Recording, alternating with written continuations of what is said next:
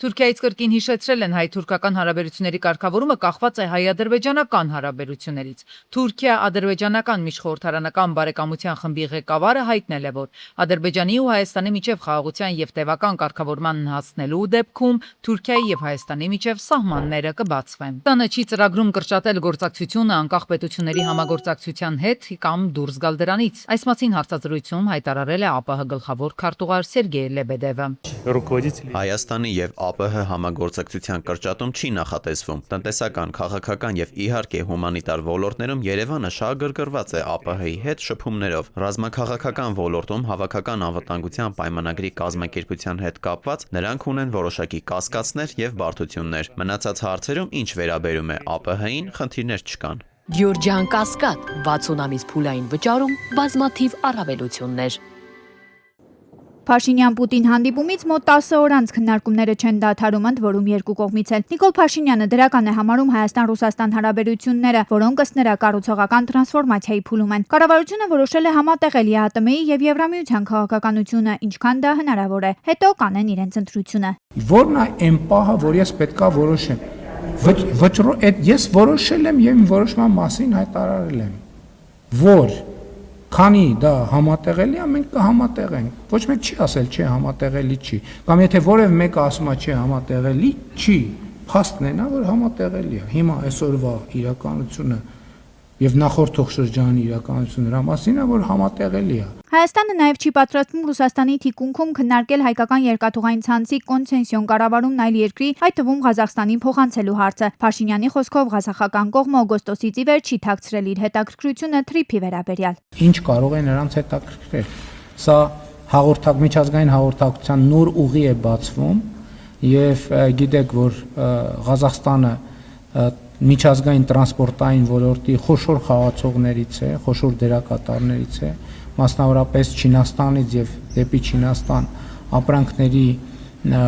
հոսքի առումով եւ Ղազախստանի մեր գործընկերները այդ հարցը մենք նաեւ իմ այցի ընթացքում ենք քննարկել, փորձում են հասկանալ առավել առարկայական թե տրանսպորտային ինչ հնարավորություններ են բացվում եւ ինչպես է դա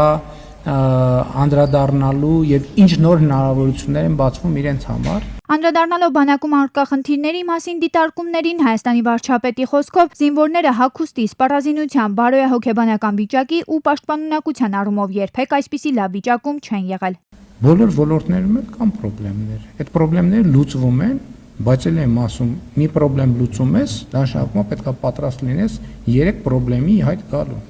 Եվ դա բնականon process է, դա զարգացման process է, եւ դուք ինչա բանակը կտեսնեք,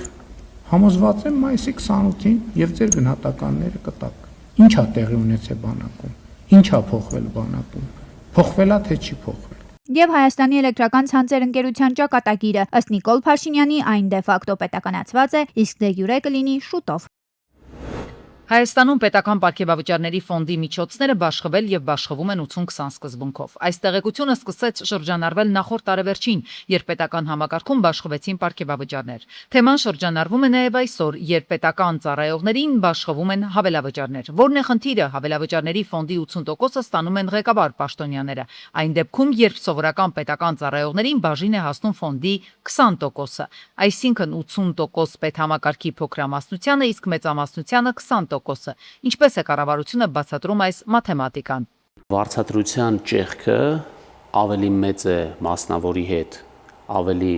վերևի օղակներում, քան ավելի ներքևի օղակներում։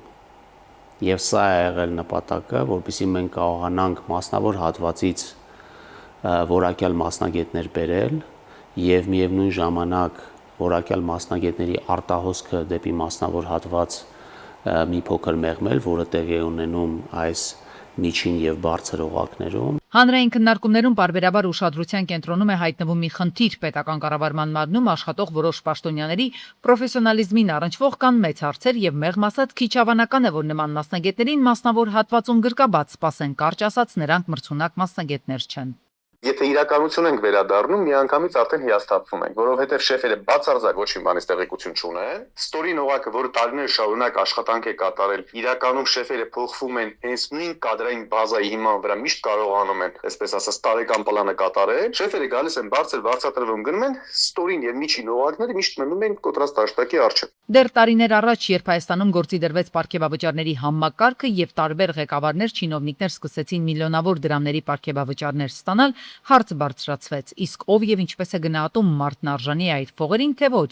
Ինչու ինչ որ վարչության գլխավոր մասնագետ ու մուսերին է ոլորտին առնչվող ահռելի ֆունկցիա ստանում է 40,000 դրամ հավելավճար, իսկ նրա ղեկավարը մի քանի 100,000 դրամ։ Աշխատանքի արդյունավետության գործակից է սահմանվում, որ եթե պլան մաքսիմում, պլան մինիմումը ֆիքսվում է, պլան մինիմումի կատարման ժամանակ ձեր աշխատավարձը արդեն պետական բյուջեով սահմանված է, օրինակ, պլանի գերակատարում 20%-ով, ապա աշխատավարձի բարձրացում կամ ֆիքսված գումար, կամ կարող է աշխատավարձի տոկոսային չափ լինել։ Մեկ այլ կարևոր խնդիր է ոլորտը, պետական համակարգի բոլոր ճյուղերը նույն կարևորությունը չունեն պետության աշխատանքի համար։ Այսինքն կան ոլորտներ, որտեղից օբյեկտիվ պատճառով դեպի մասնավոր կադրերի արտահոսքն ավելի մեծ է, քան մյուսներից։ Ամբողջ պետական ապարատին կամ նույնիսկ այդ թվում համայնքային տեղական ինքնակառավարման մարմինների պրիզմայից ես դիտարկում, դա աշխարհի ամենասխալ որոշումն է։ Այսինքն այստեղ չկա բյուջեի ծախսի արդյունավետության գնահատական, այստեղ չկա աշխատանքի արդյունավետության գնահատական։ Խնդիրն այն է, որ պետծառայողների գերակշիռ մասը, այսինքն հենց գետնի վրա գործ անողները, ղեկավարության համար միկրո հավելավճարների բաշխման հետևանքով պարզապես կարող են զրկվել նորմալ աշխատելու ցանկությունից։ Այսինքն կարող են մտածել, ղեկավարը ստացել է 600,000 դրամ հավելավճար, թող նա էլ գործը գլուխ բերի։ Առողջության պարտադիր ապահովագրության խնդիրները հասել են ազգային ժողով, երկու ընդդիմադիր պատգամավորները հարցն ուղղել են առողջապահության փոխնախարարին, թե իրենց հետ զրուցած պոլիկլինիկայի բժիշկներից մեկն ասել է, որ այս տարի իր խորհրդատվությունների համար չի վարձատրվել, իսկ մյուսի աշխատավարձը նվազել է, սակայն ընդդիմադիր պատգամավորների այս օրինակը փոխնախարար Նանուշյանը տարօրինակ է որակել, նշելով, թե նրանք ընտրողաբար չեն մտել այն բժիշկների սենյակները, որոնց աշխատավարձը բարձրացել է։ Իմ համար ճիշտն ասած շատ տարօրինակ է, թե դուք ոնց եք հաջողացրել մտնել այնպիսի երկու սենյակ ընտրանքային եղանակով, որտեղ որ աշխատավարձերի նվազեցում է գրանցվել։ Այնինչ առողջապահության ոլորտի մասնագետները կամ հենց իրենք բժիշկները առողջության պարտադիր ապահովագրության ներդրումից հետո բողոքի ակցիաներ են անում, տարբեր հարթակներում աղաղակում են, որ գործը շատ է, բայց աշխատավարձը նվազել է, ինչը փաստորեն չի ընդունում առողջապահության նախարարությունը։ Բնականաբար Տիկին Նանուշյանը չի ընդունելու, որովհետև դա իր շահերից բացարձակապես չի բխում, որտեղ դա փաստում է, որ այսքան ժամանակ բուժաշխատողները, ովքեր որ բարձրաձայնում են այդ խնդիրը, իրենք ճիշտ էին, իսկ Տիկին Նանուշյանը եւ առողջապահության նախարարը ստում էին ժողովրդին։ Բնական է նա չի ընդունելու։ Սակայն ընդունի Նանուշյանը թե չընդունի Նանուշյանը, մոտավորապես 2-3 շաբաթ առաջ առողջապահության նախարարը ինքը իր հարցազրույցի ընթացքում ասաց, որ այո, կան մասնագետներ, որոնց հետ կապված ունեն խնդիր։ Մինչև ապահովագրության ներդրումը բժիշկներն ունեին հաստատագրված աշխատավարձ, ասում է առողջապահության կազմակերպիչն ու հավելում, վճարում էին ըստ իրենց պոլիկլինիկային կցագրված մարդկանց քանակի, այսինքն անկախ այն բանից, թե այդ մարդիկ կգային բժշկի, թե ոչ, միևնույն է յուրաքանչյուր ամիս ստանում էին հաստատագրված գումար։ Սակայն ապահովագրության ներդրումից հետո պետությունն ասում է, որ թերապևտներն ու մանկաբույժները ստանալու են եւ այդ հաստատագրված գումարը եւ վարձատրվելու են խորհրդատվության համար, իսկ նեղ մասնագետներն այլևս այդ հաստատագրված գումարները ըստ իրենց կցագրված բնակչության քանակի չեն ստանալու եւ իրենց աշխատավարձը պետք է ձևավորեն խորհրդատվություններով, իսկ յուրաքանչյուր խորհրդատվության համար փոխհատուցվում է 6,000 դրամ, իսկ պարզապես այցի համար 3,000 դրամ։ Խնձորով բացատրեմ, ինչպես է այդ փոխհատուցումը կատարվում։ Սա 6,000 դրամն է։ Սա որ փոխհատուցում է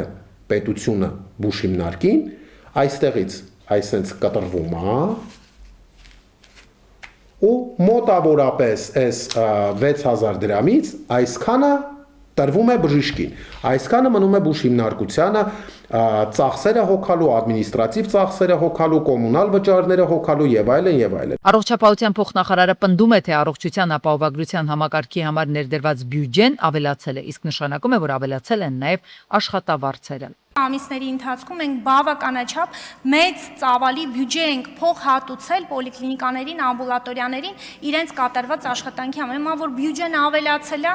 այդ բյուջեից մեջ աշխատավարձն էլ ավելացել։ Իսկ առողջապահության համընդհանուր ապահովագրության հիմնադրամից չպատասխանեցին այս հակասական իրավիճակի պարզաբանման ուղղված հարցերին։ Բազմազավակ ընտանիքները մնում են սոցիալապես խոցելի խմբերից մեկը, առավել զգայուն խնդիրներից է նրանց բնակարանային ապահովվածությունը։ Նման ընտանիքները մեծամասամբ բնակվում են սահմանափակ տարածքներում կամ չունեն սեփական բնակարան, ինչը ըստ մասնագետների կարող է ազդել երեխաների կենսապայմանների, կրթության եւ ընդհանուր զարգացման վրա։ Աշխատանքի եւ սոցիալական հարցերի նախարարությունը առաջարկում է 6 եւ ավելի անչափահաս երեխա ունեցող ընտանիքների բնակարանային ապահովման պետական աջակցության նախագիծ, որի հիմնական նպատակը ըստ պաշտոնական հիմնավորումների բազմազավակ ընտանիքներին բնակարանային հասանելիության ապահովումն է։ Իհարկե կան նաև շատ նախապայմաններ, ոչ բոլորին սա հասանելի կլինի, մենք կապելու ենք այս համակարգը ֆիզիկական անձանց եկամուտների հայտարարման հետ, որպեսզի օգտվեն միայն իրոք կարիք ունեցող ընտանիքները։ Մեկ երեխայի հաշվարկով պլանավորում ենք տալ 4 միլիոն դրամ տուն գնելու կամ կառուցելու Երևանից դուրս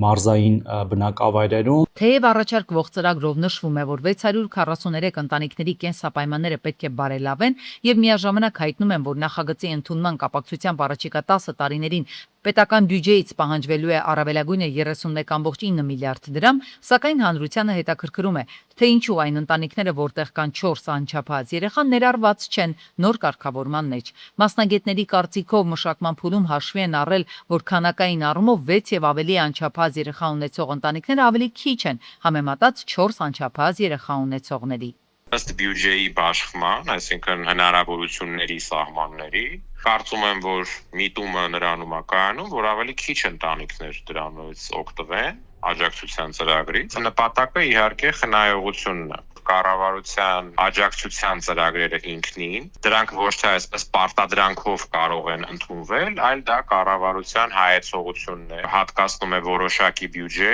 եւ չափորոշիչները որոշում է ըստ տվյալ բյուջեի։ Նախագծով սահմանված են նաև աջակցության ամբողջությամբ դադարեցման կարգերը, օրինակ եթե ընտանիքի տվյալ պահին անչափահաս առնվազն 2 անդամները նույն օրացույցային տարվա ընթացքում 183 եւ ավելի օր գտնվում են Հայաստանի սահմաններից դուրս, բացառությամբ ուսումնական առողջապահական նպատակներով, ինչպես նաև այն դեպքում, երբ նվազագույնը 2 անչափահաս անդամները գույքը ձեռք բերելուց առնվազն 1 տարի անց չեն հաճախում տվյալ համայնքում գործող դպրոցներից կամ մանկապարտեզներից որևէ մեկը։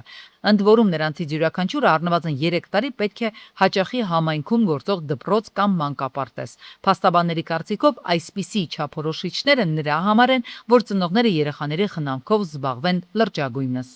Ցավոք սրտի նման դեպքեր կան, որ ծնողները փաստացի երեխաներին չեն խնամում, ընդունենք հաստատքներով ունեն շատ երեխաներ, մինչդեռ երեխաները տատիկ-պապիկների մոտ են կամ խնամքի հաստատություններում են, նման չափորոշիչներով փորձում են բացառել իրավիճակներ, երբ որ անձը դիմի իր տարածքային սոցիալ հաշվառվի որպես աջակցություն ստացող եւ ստանա, մինչդեռ փաստացի ընդունենք 6 երեխայից մի քանիսին կամ գուցե նաեւ բոլոր երեխաներին ինքը չխնամի եւ գումարը ծախսի իր անձնական կարիքների վրա։ Մասնագետների գնահատմամբ ստանդարտները հիմնականում բարդ են լինում քաղաքացիների համար եւ դրա պատճառով շատերը պարզապես չեն կարողանում մասնակցել եւ օգտվել բարեփոխումներից։ Ասում են, որ նախագիծը նպատակ է հետապնդում նաեւ մարզերում գույքի ձեռքբերման ու բնակեցմանը, քանի որ սահմանվում է, եթե ընտանիքը նախապատվությունը տալիս է գյուղական բնակավայրին, ապա տրամադրվելու է հավելյալ 4 միլիոն դրամ։ Փորձագետները կարևորում են, որ ոլորտում պարբերաբար կատարվեն մոնիտորինգներ ծնողների եւ երեխաների կենցաղին հետևելու համար։